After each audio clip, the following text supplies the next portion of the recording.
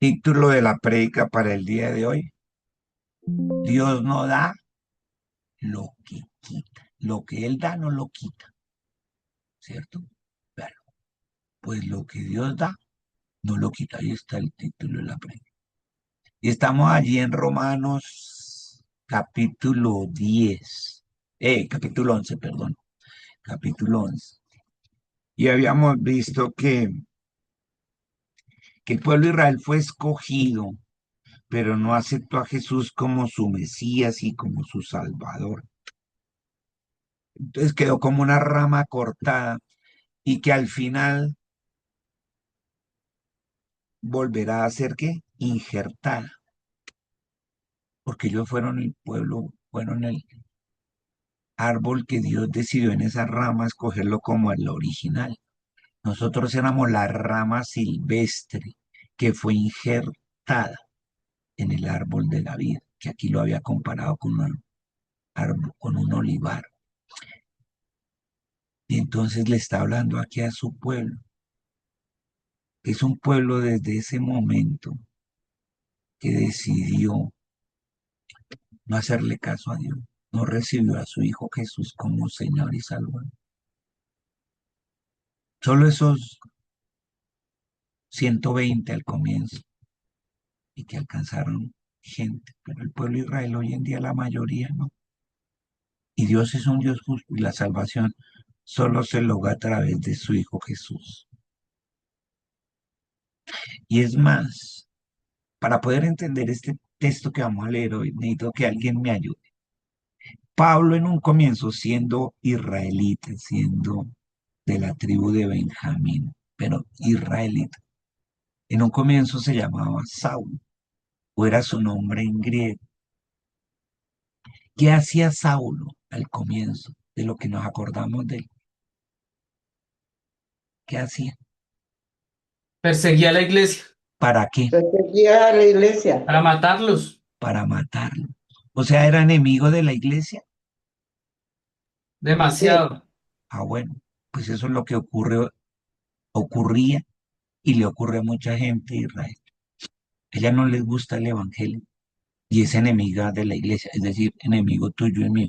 Pero nosotros oramos por ellos y los amamos, porque de ahí tiene que salir el remanente, los 144.000, pero es un pueblo malo y que es enemigo de la iglesia evangélica.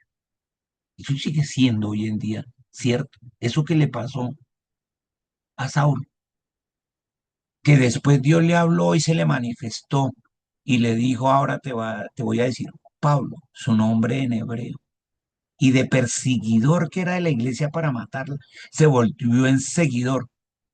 Y de pronto sí, la muerte estaba ahí, pero cambió el sentido de la muerte.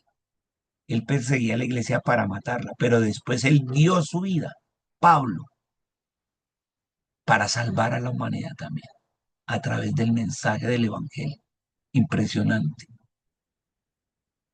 Entonces Pablo está escribiendo acá, ya ese Pablo que dejó de ser enemigo para volverse en seguidor de Cristo.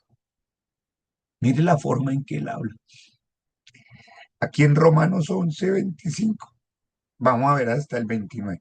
Dice, mire cómo lo llaman, hermanos, hermano. Quiero que sepan este designio secreto de Dios. Yo estoy en la versión Dios habla hoy. Cuando dice quiero que sepan este designio secreto de Dios, es lo que llama el misterio de Dios. Y habían dos misterios escondidos en el Antiguo Testamento. El uno era Jesús, el primero, y el segundo era la iglesia evangélica. Habían dos misterios que estaban allá escondidos, dos designios secretos. Él había designado al Mesías, a su hijo, pero también había designado a la iglesia evangélica. Y dice, sepan este designio secreto de Dios, para que no lo presuman de sabio, y nos habla a nosotros. Mire, los israelitas se han endurecido en parte, no al 100% de los israelitas, en parte, y Pablo está hablando de él. Digo, yo por ejemplo soy israelita, pero la mayoría de mi pueblo no recibió a Jesús. Esto lo escribe en el año 57 y en el año 33 ya había resucitado Jesús. Habían pasado hartos años, como 24 años. Y él dice, vean, los israelitas se han endurecido en parte y van a seguir endurecidos, ahí dice, escuche, por eso está en mayúscula. Van a seguir endurecidos, pero solo hasta que hayan entrado todos los que no son de Israel. Y está en mayúscula. Pregunto, cuando dice ahí en mayúscula, pero solo hasta que hayan entrado todos los que no son de Israel, ¿de qué está hablando? de la iglesia. De la iglesia, de la iglesia evangélica. Mire, solo hasta que hayan entrado todos los que no son de Israel, es decir, la iglesia evangélica, los gentiles. Está hablando de ti y de mí y de los que han de llegar. Inclusive, esa frase significa el rapto. ¿Cuándo va a suceder esto? Hasta que Jesús venga por su iglesia, el rapto, hasta que hayan entrado todos los que no son de Israel. Y él diga, bueno, en este momento me llevo ya la iglesia toda, nos vamos todos para el cielo. Y se cumple lo de Tesalonicenses, y los muertos en Cristo resucitarán primero, y nosotros los que hayamos quedado serán cambiados nuestros cuerpos, serán transformados a cuerpos glorificados, hasta que hayan entrado todos los que no son de Israel. Y esto todavía no se ha cumplido completamente, porque estamos tú y yo, ¿cierto? ¿Cierto que tú y yo no hemos sido raptados? Ah, bueno, o sea que esto todavía falta porque se cumpla, pero siguen. Eso en cuanto a la iglesia evangélica. Y en cuanto al pueblo israelí, dice ahí, los israelitas han endurecido en parte. Siguen, la mayoría en parte endurecido. ¿Contra quién? Contra Jesús. Entonces, ahora usted entiende. Verso 26, cuando esto suceda, todo Israel alcanzará la salvación. Pues la escritura sucede. Cuando suceda ¿qué? El rapto, todo Israel alcanzará la salvación. ¿A través de quién? De los 144.000, del remanente fiel. Vean, pues la escritura dice, el libertador vendrá de Sión, ¿cierto? Y apartará de Jacob la maldad. Son enemigos de Dios ahora mismo, pero va a venir, el Señor va a volver y va a poner allá Sión, Jerusalén, y apartará de Jacob la maldad. Mire, y dice Dios, y esta será mi alianza con ellos cuando yo quite sus pecados. ¿Cuándo los va a quitar allá? Cuando a través de esos 144.000 el pueblo de Israel entienda eso y acepte a Jesús como su Señor y Salvador. Y empieza la obra misionera evangélica, el avivamiento más grande que ha habido. Va a pasar allá en la guerra. Dice, en cuanto al evangelio, es decir, a ti y a mí, las buenas nuevas de salvación a través de Jesús. Usted ya lo entiende. Hoy en día, ahí dice, vean, los judíos son tenidos por enemigos de Dios, como le pasó a Saulo, era tenido por enemigo de Dios, a fin de darle la oportunidad a usted, ¿a quién? A la iglesia evangélica. Pero Dios todavía los ama a ellos, ama a los israelitas. Es su pueblo escogido. Lo escogió desde Abraham, pero no se ha cumplido todo en Abraham, que serán benditas todas las naciones. Eso se va a cumplir en el milenio. Todas las naciones en el milenio serán benditas. Eso todavía no se ha cumplido. Si hay hay versículos de Génesis 12 al 15 que no se han cumplido. Pero Dios todavía los ama a ellos. Porque escogió a sus antepasados. A ellos los escogió. Al pueblo de Israel. A ti y a mí nos adoptó a precio de sangre. Pero a ellos los escogió. A sus antepasados. Y ahora usted sí va a entender el famoso versículo. Porque los dones y el llamado son irrevocables, pero no se refiere como normalmente le dan ese sentido. Es este, verso 29. Pues lo que Dios da, no lo quita, ni retira tampoco su llamamiento.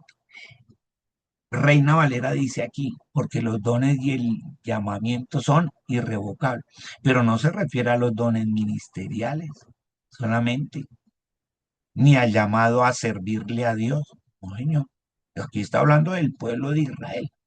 A ese pueblo Dios los escogió, lo que Dios da. Y como los escogió como pueblo, no lo va a quitar como su pueblo escogido. Ni retira tampoco su llamamiento. Él lo llamó a ser su Dios y lo llamó a ellos a ser sus hijos. Y por eso tiene que estar herramienta y porque esa promesa se va a cumplir, porque lo que Dios da no lo quita, y menos el llamado que tiene el pueblo. Así que hagan lo que hagan, el pueblo no puede ser exterminado, porque esto es palabra de Dios, y Dios lo que promete, lo cumple. Y aquí lo deja bien clarito. Y sí, son enemigos de la iglesia. O sea, si usted le pregunta de pronto al pueblo de Israel dentro de las religiones del mundo, ¿cuáles son de pronto los que más detestan? Justamente son a eso, a los cristianos, a los que creen que Jesús es el Hijo de Dios y hacer parte de la Trinidad. Para ellos no, es Dios Padre y punto. Pero no por eso nosotros los odiamos. Nosotros para ellos somos enemigos y nos persiguen como lo hacía Saúl. No les gusta, pero ha de cumplirse la palabra.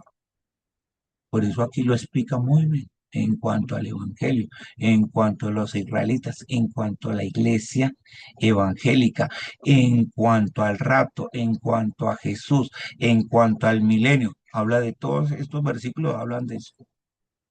Y en el milenio sí seremos uno solo, una sola iglesia junta.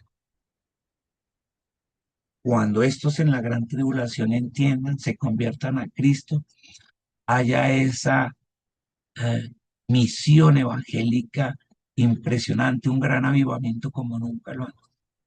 Vamos todos después a las bodas del Cordero en el cielo y volveremos a reinar como un solo pueblo durante el milenio y se van a cumplir las cosas que hacen falta para ellos y para nosotros. Para ellos sobre todo porque la promesa a David le hacen falta 960 años de reinado. Y la promesa a Abraham también le hace falta, porque va a ser cuando él le dijo, serás padre de todas las naciones. Y eso se le va a cumplir a Abraham. ¿En dónde? En el milenio. Todas las naciones, todas las del planeta Tierra, vamos a hacer eso, la promesa que se le dijo a Abraham. Esto es impresionante. ¿Por qué? Porque lo que Dios da no lo quita, ni para él, ni retira tampoco su llamamiento. Lo llamó a ser su pueblo y lo llamó también a ser sus hijos, que ahora no lo entienden. Eso es otra cosa, pero no falta mucho. Hay que estar entendidos en los tiempos y estos tiempos nos dicen y nos señalan que la segunda venida del Señor cada día está más cerquita y que tenemos un trabajo que hacer, tú y yo. Por eso te bendecimos, Dios, por tus explicaciones en el nombre poderoso de tu Hijo Jesús. Amén y amén.